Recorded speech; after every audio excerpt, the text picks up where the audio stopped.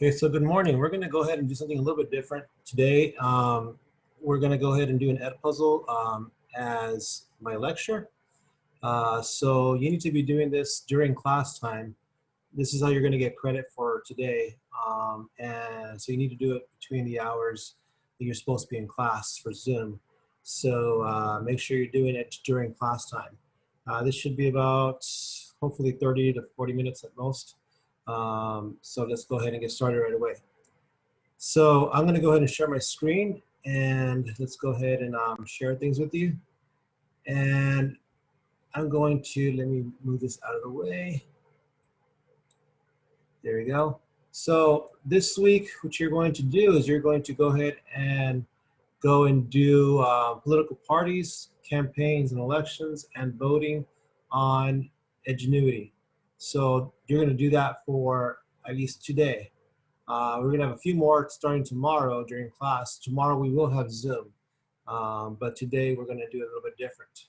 We're just testing this out to see if this works better. Okay, so we're going to look at, political parties. So let's go ahead and start doing that right away real quick. We're going to look at two political parties, which are the Democrats and Republicans. Let's take a look at the Democrats now, right away. And let's see if, there we go. Let's jump right into this. Today's Democratic Party believes that government has an important role to play in society. It fights against economic inequality. It advocates policies that battle racial and gender discrimination. But it wasn't always this way. The Democratic Party was once the party of white supremacy, supporting slavery and the Ku Klux Klan. To understand how the party made such a huge shift, you have to go back to its origins in the mid-1820s, when it sprung up supporting the presidential candidacy of a popular former general, Andrew Jackson. Jackson was an outsider, challenging the political establishment and the elites of his day, and his critics disparaged him as a jackass. But Jackson embraced the animal as a symbol of determination, and donkeys started appearing in newspapers to represent him and his followers. In the 1828 presidential election, which saw record-breaking popular participation, Jackson won in a landslide victory. So his supporters argued that they, and not the old elites, represented the popular will of the country, and they started calling themselves the Democratic Party.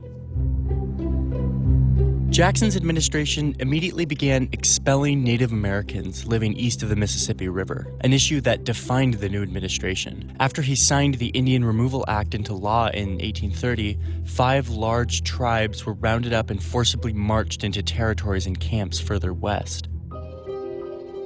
And the Democrats' ambitions didn't stop there. In the 1840s, the party adopted the doctrine of manifest destiny, the idea that Americans, white Americans, were divinely entitled to dominate the whole North American continent. Democratic President James K. Polk put this idea into action, massively expanding U.S. holdings by annexing Texas, acquiring Oregon, and winning much of what's now the southwestern U.S. in a war with Mexico. But soon afterward, national politics devolved into bitter controversy over whether new states entering the Union should be permitted to allow slavery.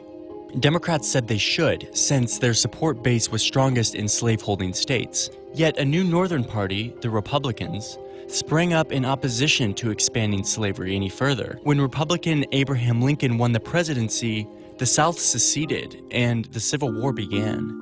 Once the Civil War was over, the Republican Party was bitterly unpopular among white Southerners who wanted to maintain supremacy over former slaves. So the Democratic Party promised to limit federal government intervention on behalf of black citizens. Democrats became effectively the only political party in the South, aided by intimidation and suppression of black voters. Democrats also won on state and local levels, leading to the constant abuse of the rights of black citizens. As the 20th century began, the country was changing, and the Democratic Party was changing too. A handful of individuals and corporations had grown enormously rich and powerful, using their vast fortunes to influence politics.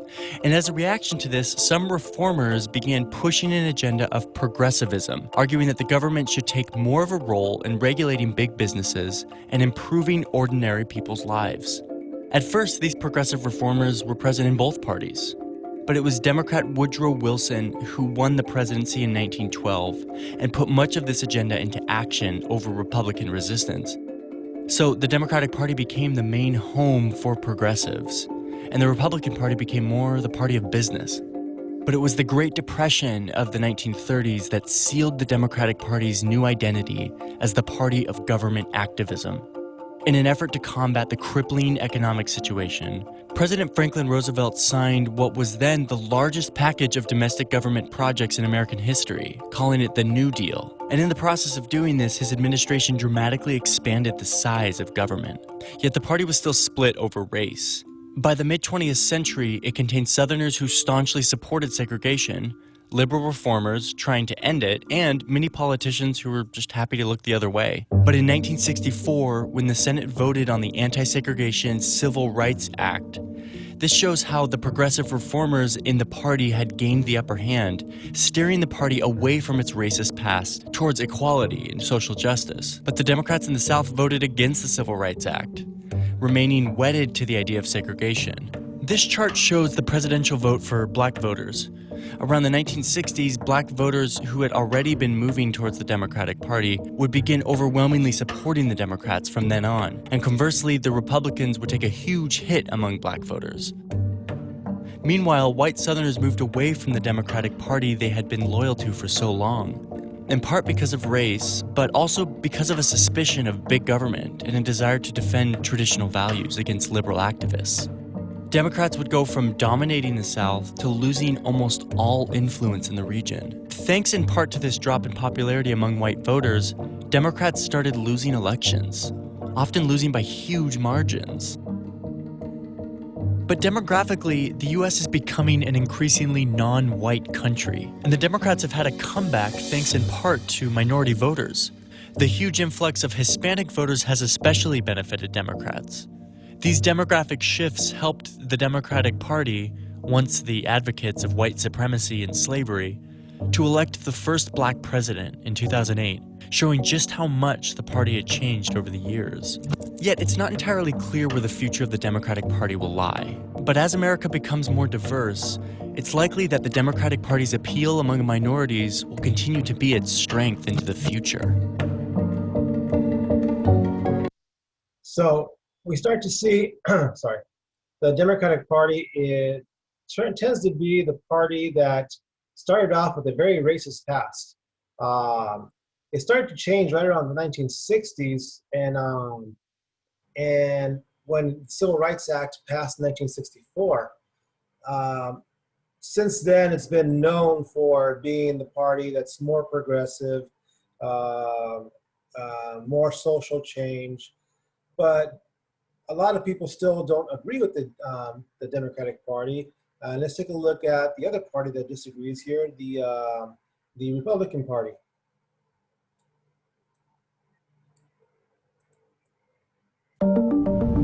Today's Republican Party opposes big government. It's culturally conservative.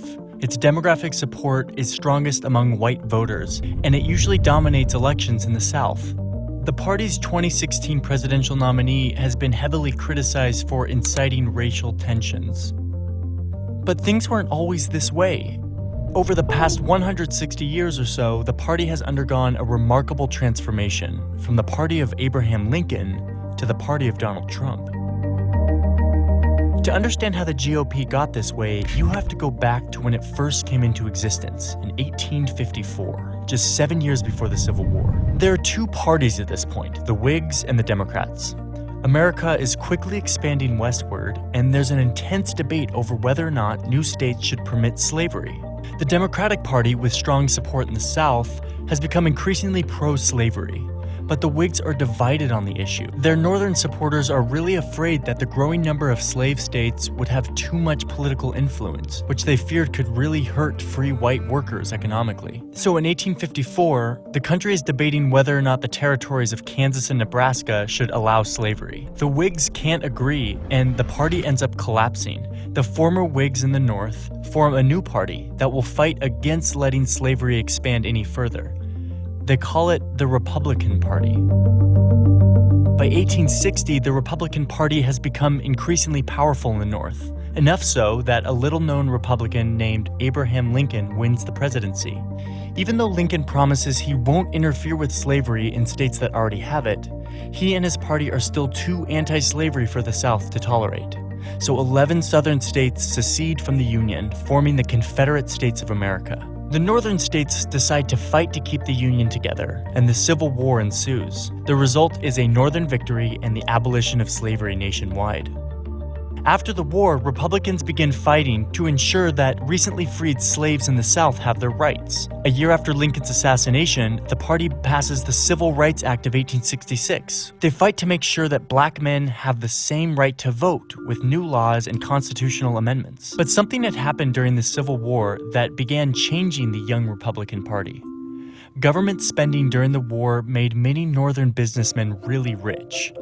Gradually, these wealthy financiers and industrialists start taking more and more of a leadership role in the Republican Party. They want to hold on to power, and they don't think that fighting for black rights in a mostly white country is the best way to do that.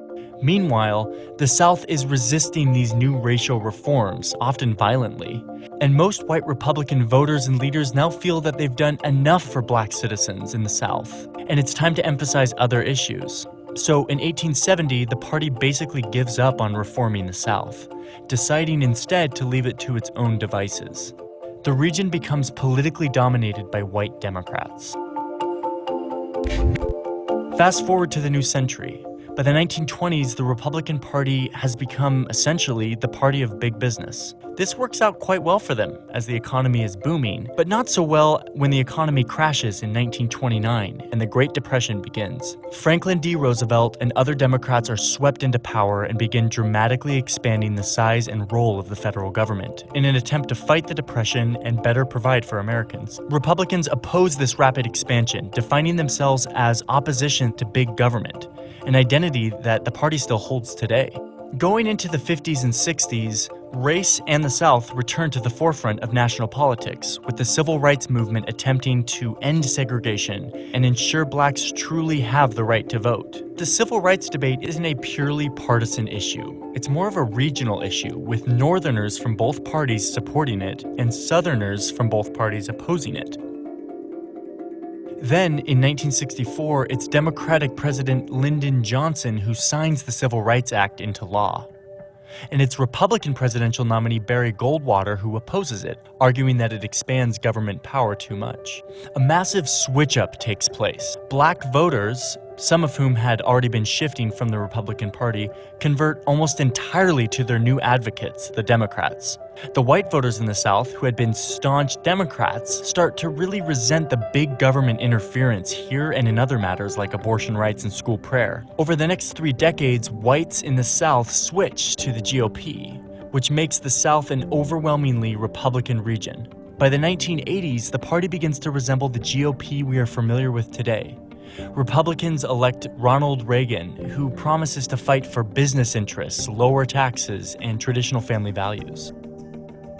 As the 21st century begins, America is going through a major demographic shift in the form of Hispanic immigration, both legal and illegal. Democrats and business elites tend to support reforming immigration laws so that the over 10 million unauthorized immigrants in the U.S. would get legal status. On the Republican side, tough on immigration policies and rhetoric became popular.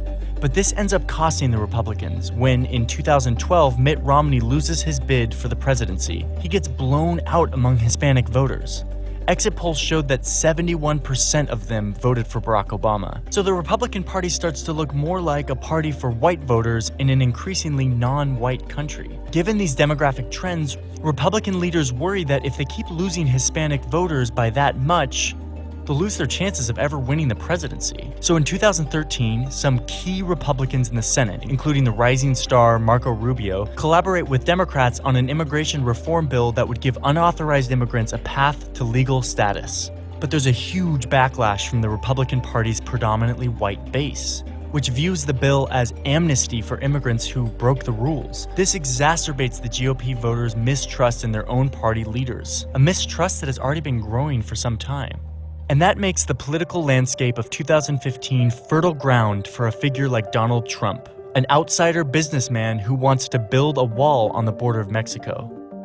Trump isn't a traditional conservative, but he appealed to the resentment and the mistrust of party leaders that Republican primary voters had, as well as the strong opposition to growing immigration trends.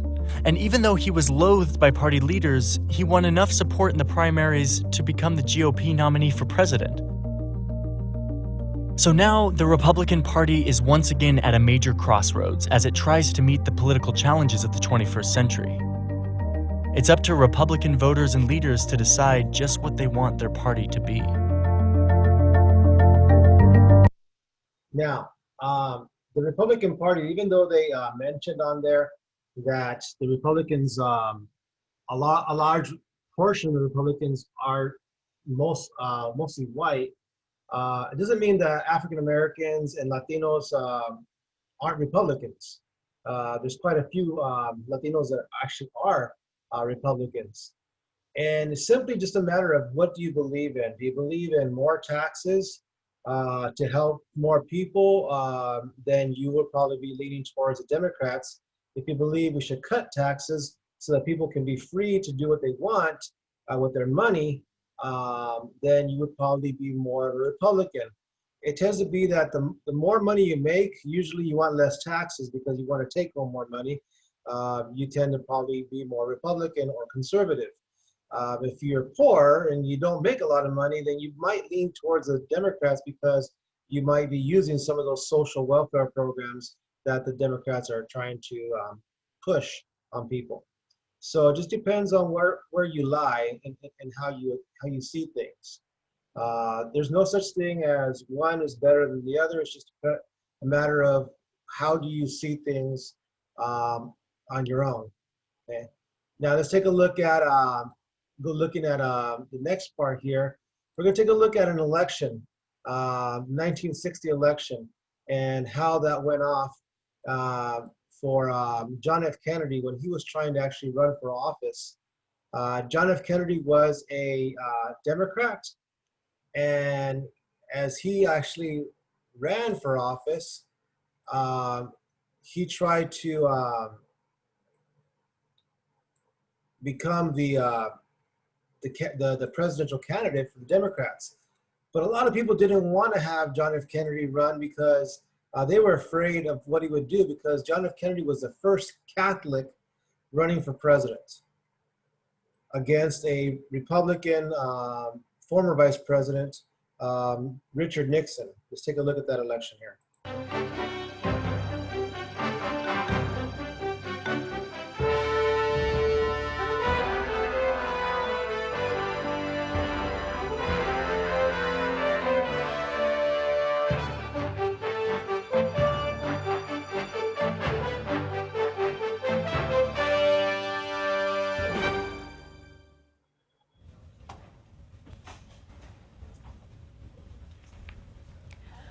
Our elected representatives are just that, elected.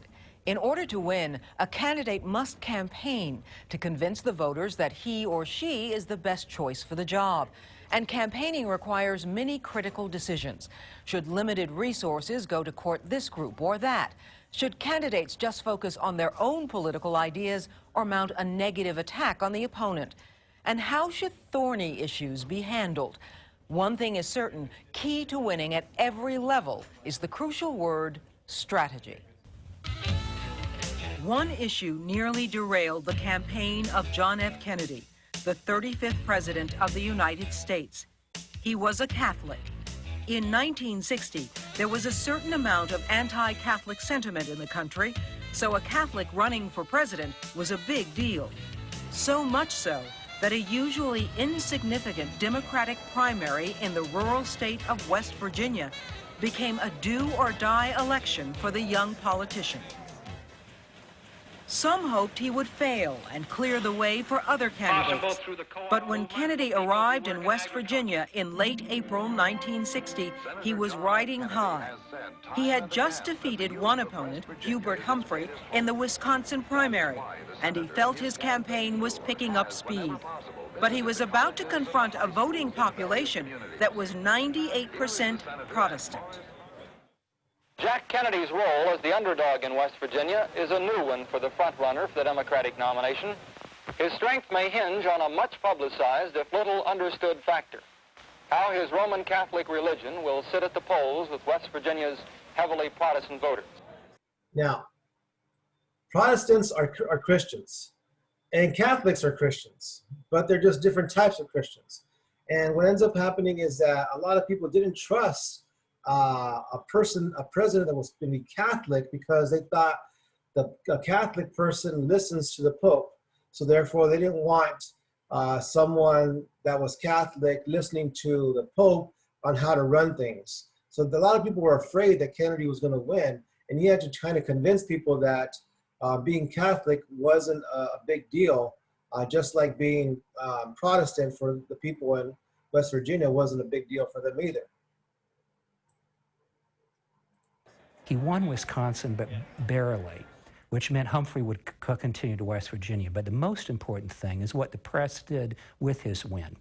They credited his win to the Catholic vote, particularly Republican Catholics who became Democrats one day and voted the primary. Every major press report said that without the Catholic support in Wisconsin, Kennedy would have lost. Now suddenly, Kennedy isn't the candidate.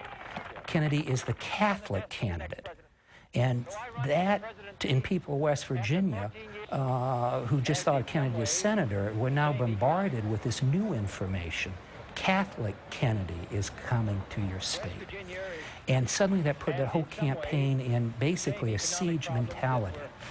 You would be divided between two loyalties to your church and to your state if you were to be elected president. The question is whether I think that if I were elected president, I would be divided between two loyalties, my church and my state. Let me just say that I would not. I have sworn to uphold the Constitution in the 14 years I've been in Congress, in the years I think that John F. Kennedy did precisely the right thing in order to meet the Catholic issue, which was to make West Virginians feel that if they did not vote for him, why then they were prejudiced. And this was a very clever way in which he was able to play on the fairness and sense of justice of most West Virginians. Now, you cannot tell me that the day I was born, it was said I could never run for president because I wouldn't meet my oath of office. I came to the state of West Virginia, which has fewer numbers of my co-religionists than any state in the Union. I would not have come here if I didn't feel that I was going to get complete opportunity to run for office as a fellow American in this state. I would not run for it if in any way I didn't feel that I could do the job. So I come here today saying that I think that this is an issue which shall be done. When he tells that in Morgantown, it's a turning point, not only his campaign, but you could argue in American politics. You have a hard issue. What do? You, as a candidate, raise it, and then you frame it in the issue of fairness. You frame it in the issue of what is the American dream, what is American responsibility. And that took great creativity, I think, on his part. That was a very effective political strategy. Now, there is nothing in my religious faith which prevents me from executing my oath of office. If I thought that there was, I wouldn't take it. If I thought there was, I shouldn't be not a president. I shouldn't be senator. I shouldn't have been congressman. To be frank with you, I shouldn't have been taken into the service of the United States, because on that occasion, in 1941, I also swore to uphold and defend the Constitution. This direct approach seemed to put the Catholic issue to rest, but winning the primary would take every resource available. Kennedy made the most of his family's deep pockets. He engineered a television campaign enviable even by today's standards, and he enlisted the help of thousands of volunteers. Kennedy's strategy was overwhelming and well thought out. He used to have one or two stenographers along with him when he would shake hands with people. These stenographers, after Kennedy had shaken hands with a man or woman, would go up and take down personal information about that individual. And then within 24 hours, that person would get a handwritten thank you note. And this had a tremendous personal impact. As of today, the vote appears to be going this way in these key cities. The bulk of the voters are not in the cities, however, but in the rural areas. So the statewide consensus, a close one. Humphrey slightly ahead, But the unpredictable factors of religion and a long tradition of highly independent voting by West Virginians could throw this election either way. The Kennedy strategy worked, and even though the press consistently predicted his defeat, he won the primary by a large margin. He continued on to win his party's nomination, and in the fall, he became the 35th president of the United States. Okay, so we see that there's different strategies here on how to run for election. Kennedy ended up trying to appeal to people so that they wouldn't be afraid of him being Catholic, and he ended up winning the election. But a lot of times we have to have these strategies, just like when I showed you the video of Barack Obama versus John McCain. Barack Obama had to convince people that he would be a good president, and a lot of people were afraid of him being a president. And so again, you have to kind of figure out how people think when you're running your elections.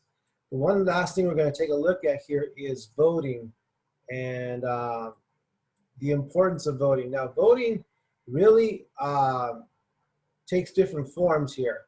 I'm trying to find the video here. Oh, here it goes right here. Voting, you have to be 18 years old and a U.S. citizen in order to vote in the United States. But voting is going to be a little bit different now this coming election, because a lot of people were afraid of COVID, so they don't want to vote at the polling stations because they don't want to go where a bunch of people are at and potentially get sick. So they're asking the government to actually vote by mail. So let's take a look at this video clip regarding that. On March 28, 2020, the governor of New York announced that he was delaying his state's April election. I don't think it's wise to be bringing a lot of people to one location.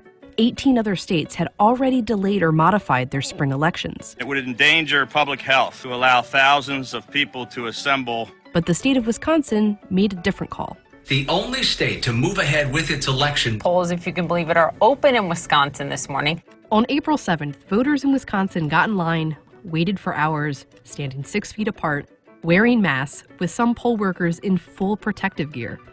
One voter made a sign that seemed to sum up the situation perfectly. People are calling it the photo of the year. Quote, "This is ridiculous." I was sitting with my cardboard in my lap. I was like, this whole thing is just ridiculous. The people who are supposed to be making sure things are safe for us, like, I felt like they kind of threw us under the wagon, you know? The next day, the governor of New Jersey announced they were postponing their election too. I don't want a Wisconsin where folks had to pick between exercising their right to vote on the one hand and protecting their own personal health.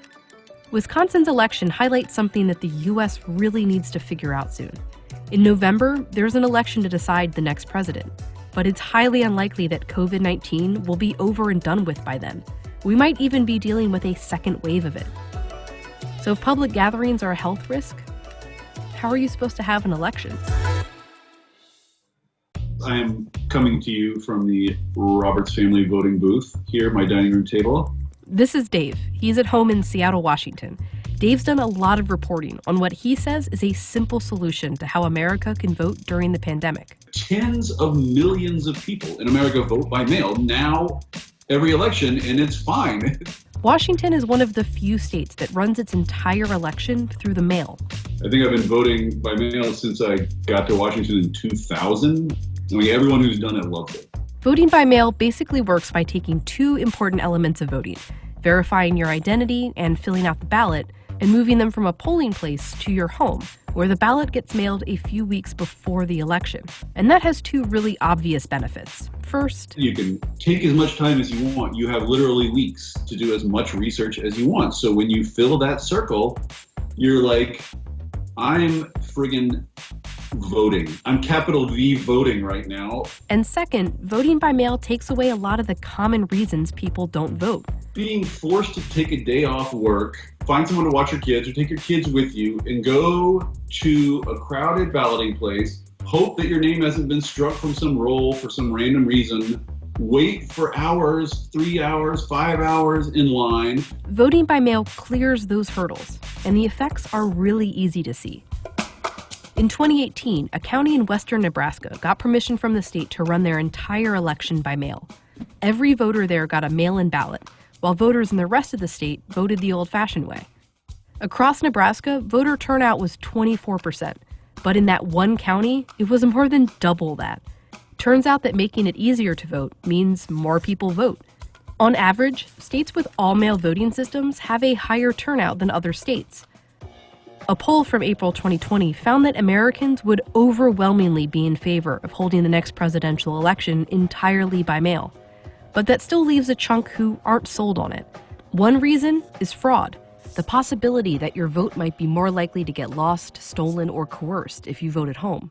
So I asked an expert on voting by mail how serious and common a risk this is. It's exceedingly rare. So I also asked someone who runs elections. No widespread or systematic voter fraud. I asked a political scientist who's an expert on election data. It's highly unlikely anyone's going to steal your vote. An election law expert. The concerns about voter fraud are way overhyped. And an expert on voting rights. You are still more likely to be struck by lightning than to find mail ballot fraud.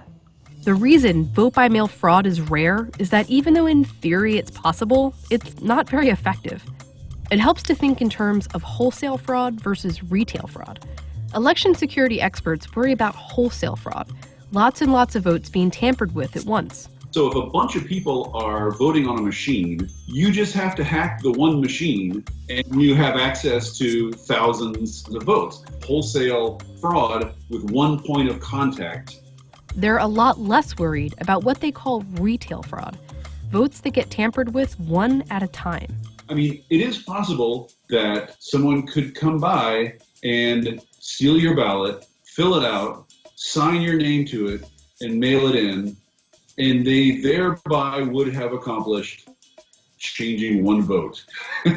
But even if that does happen, vote-by-mail systems typically give you a way to track your vote and make sure it's been counted. You can track your ballot like an Amazon package. It does not get much more secure than that. You can actually go on our system and track it from when they receive it, when they verify the signature, and when it's ready to count. If they haven't returned that ballot, I guarantee you that the voter picks up the phone and calls those election officials. The checks and balances that are in vote by mail in California, there are stronger and stricter guidelines on processing vote by mail than there are in-person voters. To me, it's a much more secure process.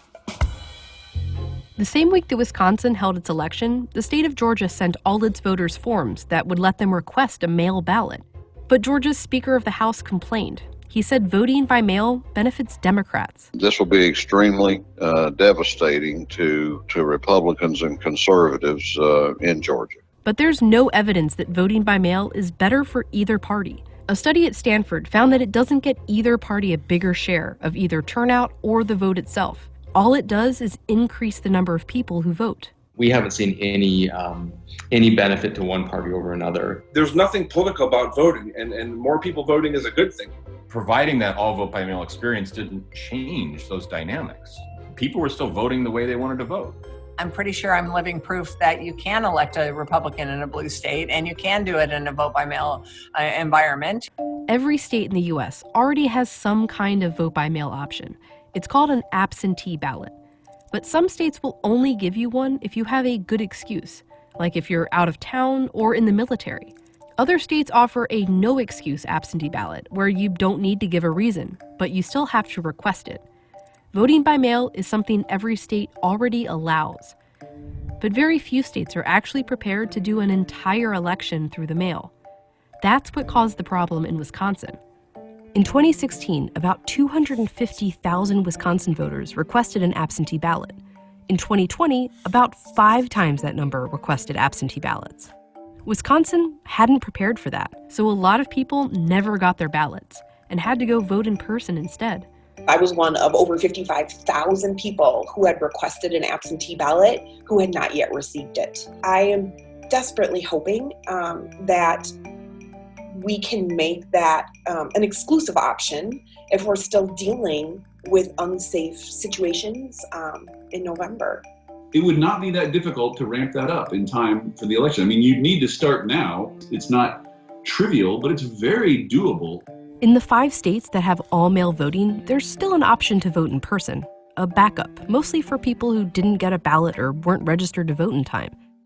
But in most places, voting by mail is the backup. And if lots of voters feel that voting in person isn't safe, a backup won't be good enough. Preparing election systems for that will take time, and right now, there is time. But only if we start now.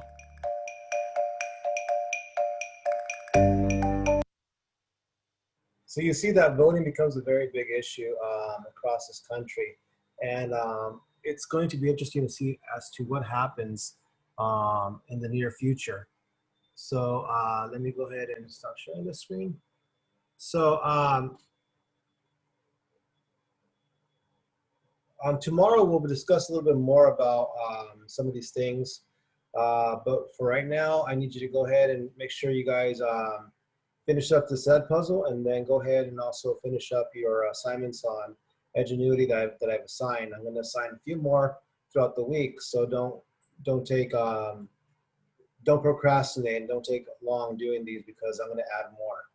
All right, see you guys tomorrow in class. We're actually doing Zoom tomorrow. Goodbye.